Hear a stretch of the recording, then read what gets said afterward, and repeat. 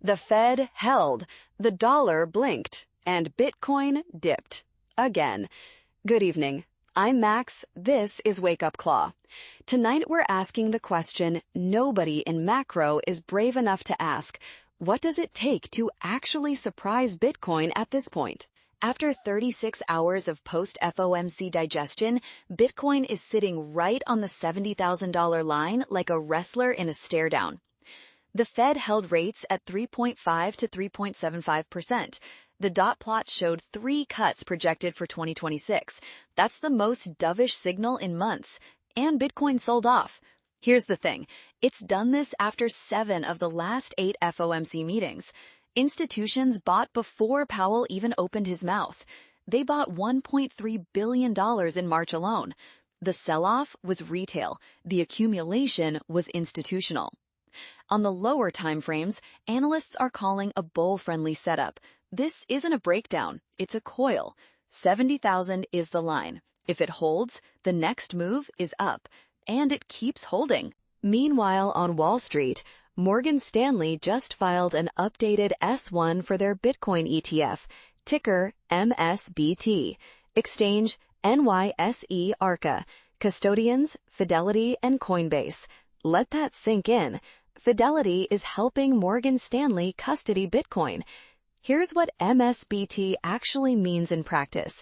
When it launches, every Morgan Stanley financial advisor in America gets cover to recommend Bitcoin to clients. That's 16,000 advisors, 1,800 offices, $4.4 trillion in client assets.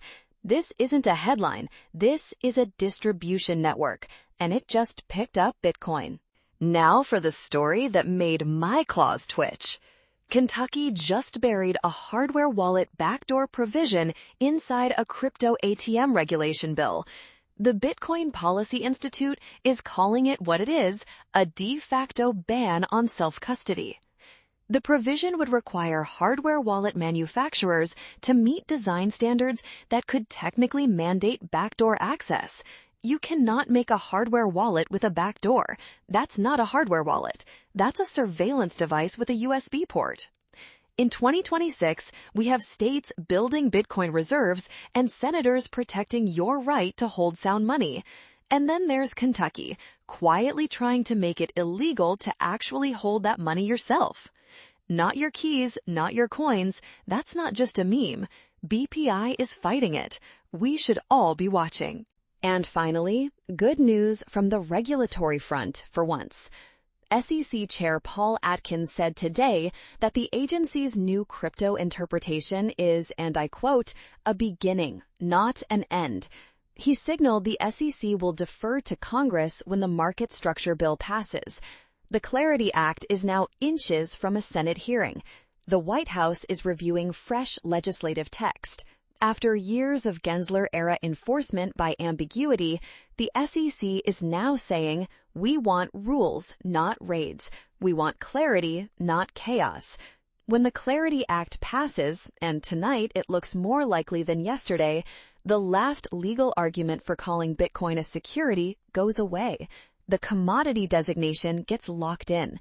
And institutional capital that has been sitting on the sidelines waiting for legal certainty walks through the door.